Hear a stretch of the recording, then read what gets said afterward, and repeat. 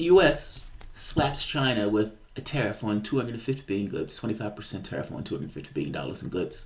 China responds with a tariff on $60 billion in U.S. goods, but those are targeted to various industries that Donald Trump need to get elected, meaning various areas around the globe that Trump needs to get elected. So he's trying to hit Trump where it hurts. Trump ups the ante, though, and goes directly after various companies. China has just responded. And I want to talk about China's response because I want to talk about what it means. They're not going to take this lying down, meaning we can be in for a very long trade war. Welcome to the Soapbox.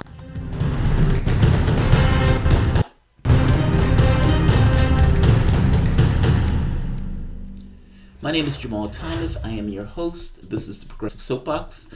I'm going to go through this relatively fast. I'm going to try to keep a brisk pace on this because it's an interesting thing, but I don't think people have fully digested what it quite means yet.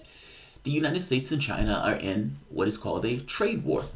Donald Trump gets in office and he starts screaming that China is stealing technology from various companies, and he is going to teach them a lesson. And so he starts putting tariffs on the various goods, and the tariffs are now 25% on $250 billion of goods. Now, Donald Trump has lied to the public on this, saying that it is China that is paying for this. Understand what a tariff is. A tariff is just a tax. A good that is coming into the country, a company has to pay for those goods. And that company now has to pay an extra 25% to get those goods into the country.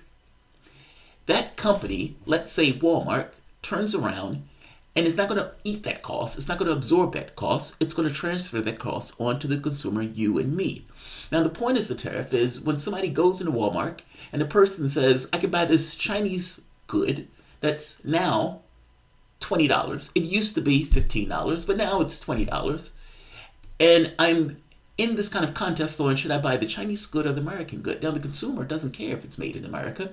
But all things being equal, if you have two products that are roughly the same price, okay, now these prices are relatively equal. Okay, I'll buy the American product. That's the hope. That's the thought.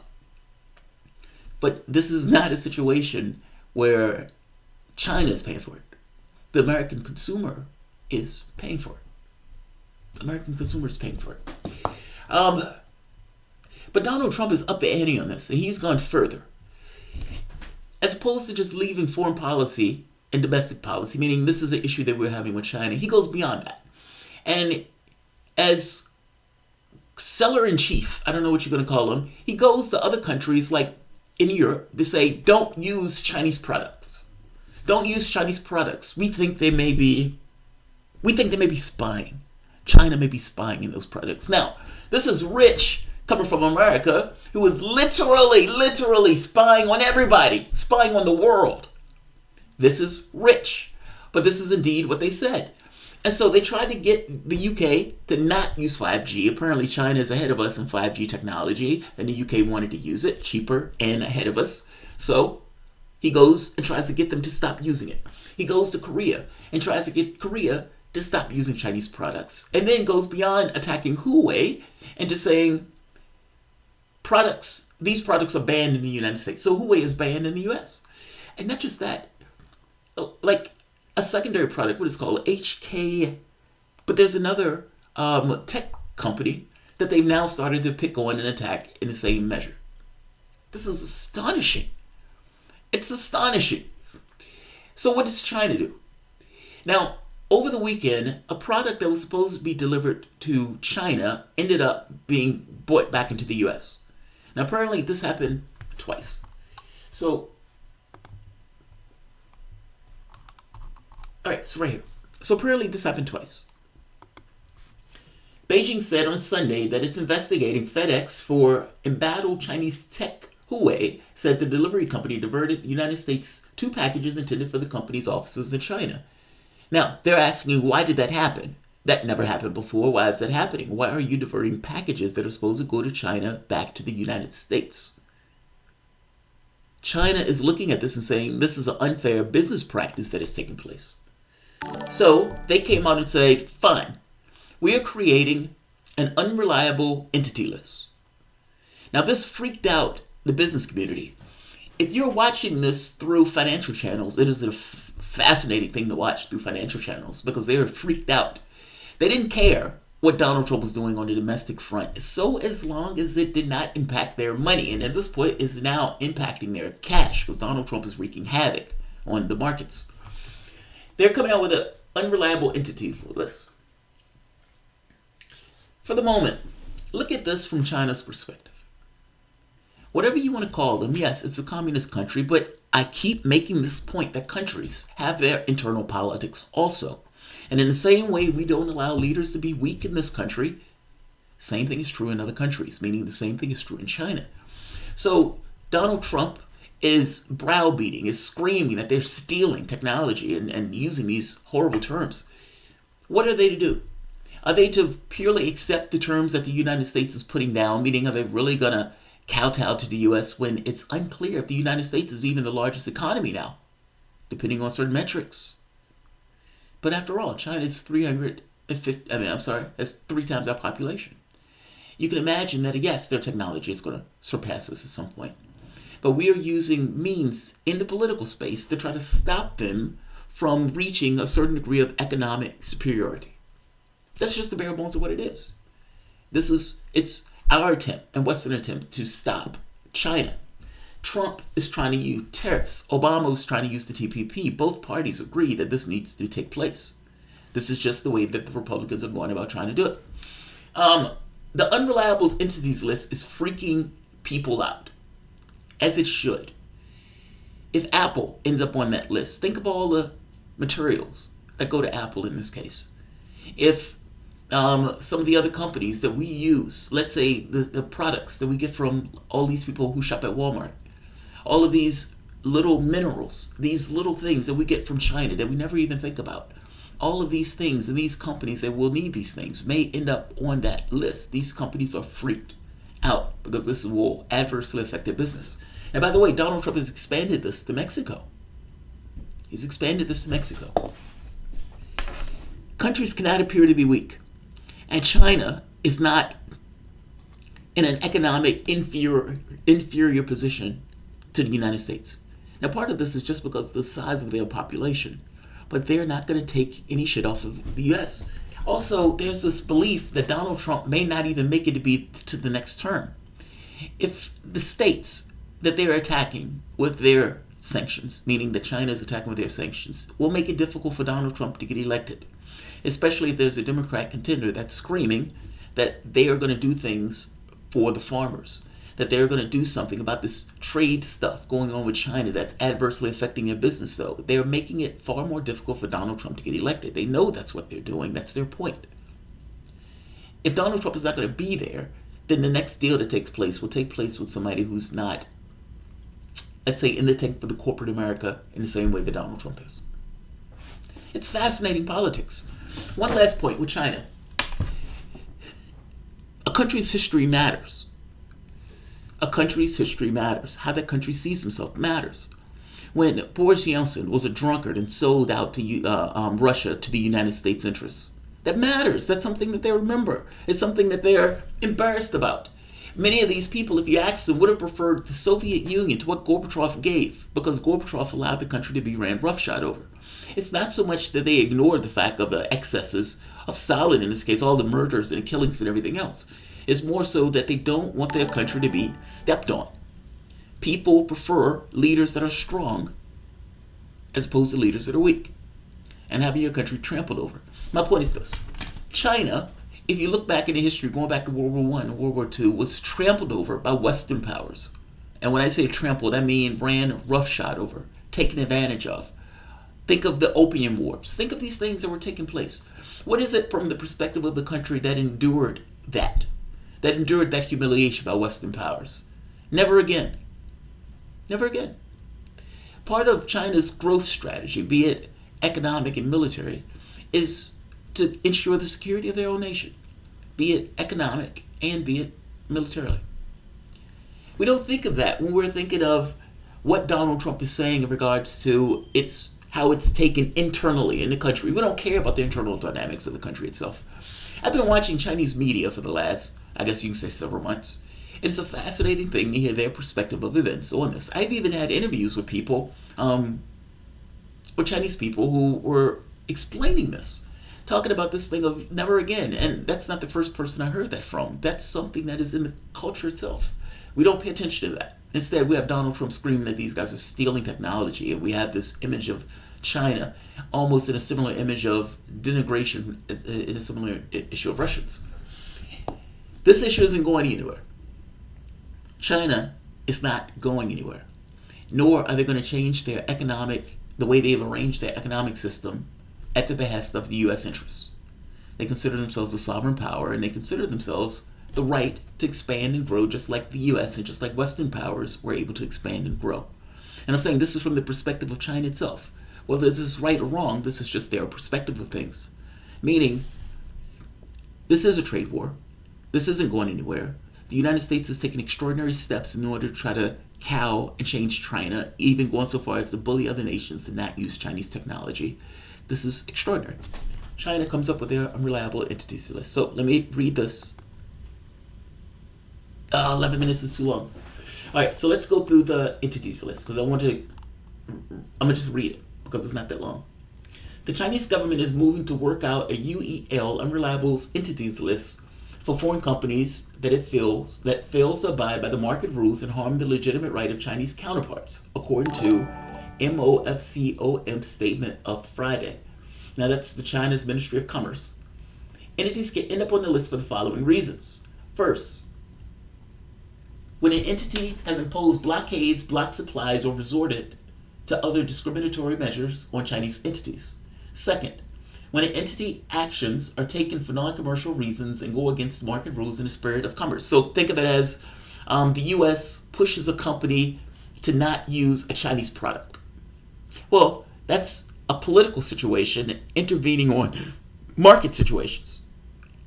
I hope that's what that means. Like you understand what that means. Meaning, when the U.S. tells all of these companies that they can't work with Huawei, all of those companies that agreed to that will end up on that list of being unreliable. Just saying. I mean, think of all the companies that was involved in this. Apple, Google, etc., etc. Third, when an entity's actions have damaged the interests of the Chinese enterprises or related industries. Fourth, when an entity's action constitute a threat or potential menace to Chinese national security. Now, this one gets real sticky. The United States government has worked with companies to spy on individuals in the country. This U.S. government, who has worked with these entities, meaning private entities, to spy on people within the country itself, this government turns around and says China is using their technology to spy. Now, this is extraordinary. Whether it's true or not, understand what this means from the standpoint of other foreign governments dealing with American technology.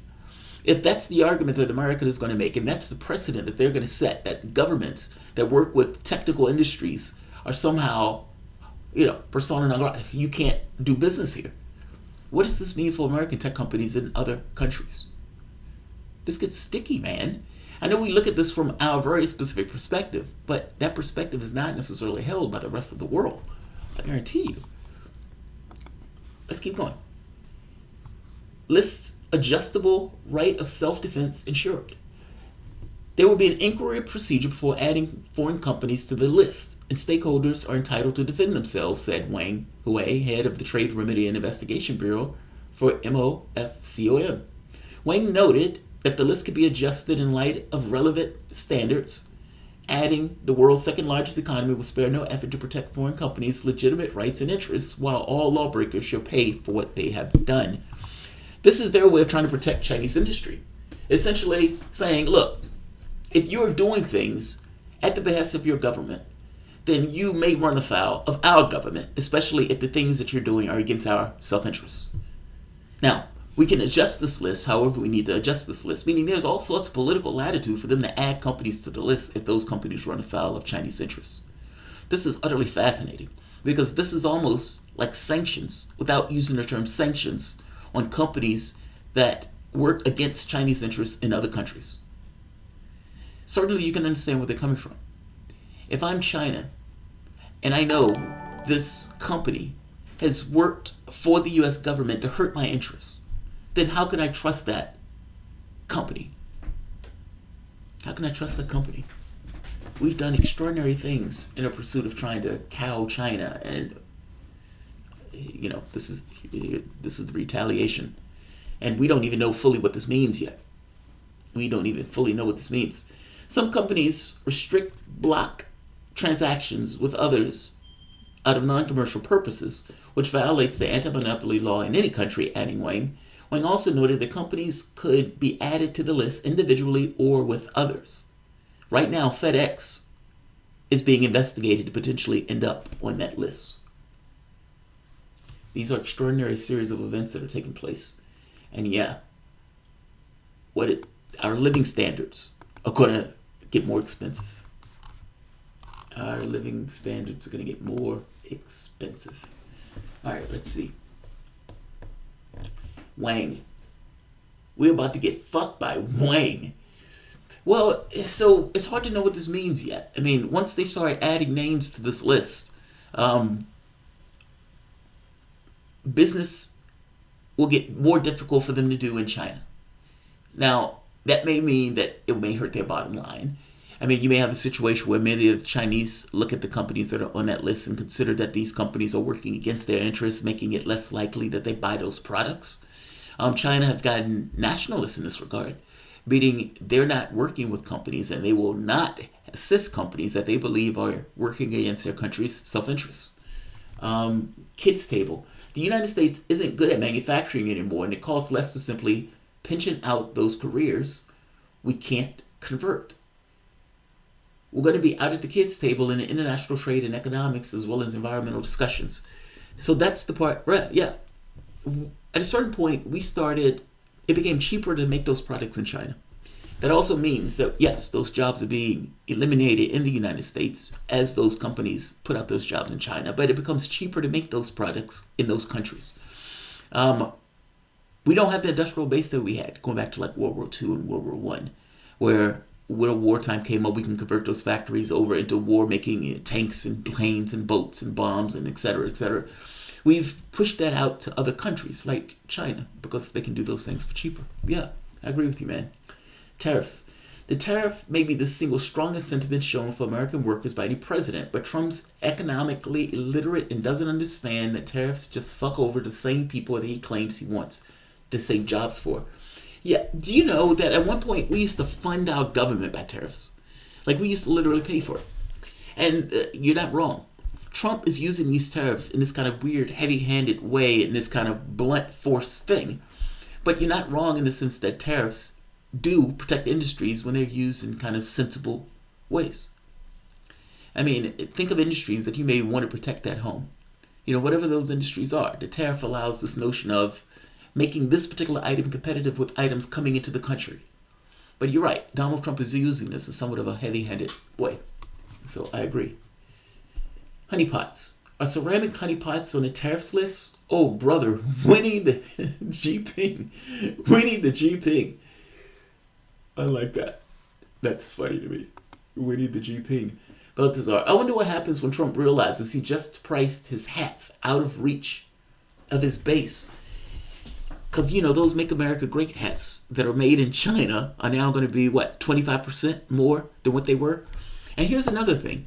Even when this trade deal edges out and Donald Trump, maybe they come to some agreement. I suspect they won't come to some agreement until after Trump leaves office.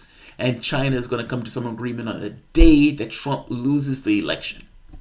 If it's anything like the Iran did with Ronald Reagan and Jimmy Carter, where Iran releases the hostages on the day Ronald Reagan gets elected. But yeah, his base is going to have to now pay more for those hats. They may not care about that, but what does it look like month after month after month after month, where you're paying $2,000-$3,000 more a year because Donald Trump decided he wanted to have a trade war? I mean, it's astonishing. Now, an argument can be made, but this argument is never made, that, look, even though you're paying more, when you pay more, that money is going to go to an American job. Now, you don't even know that to be true because that product may still be cheaper than the American-made product. in which case the people may still buy that Chinese product. People also may just get used to the affinity for the product that they bought, in which case they may not necessarily just immediately switch over. So you may have a situation where prices have increased without the effect that you were trying to elicit politically, meaning people buying more products from American workers. Just saying, man. Yeah, you're right. Donald Trump has increased the cost of his own base. All right. If you enjoy this content, please consider supporting this content through PayPal or Patreon. I gotta be honest, I don't feel all that great, but we're still going to do the Patron Appreciation Show at 6 p.m. So I may have a show between then and now. If not, I'll see you guys then. Thanks all.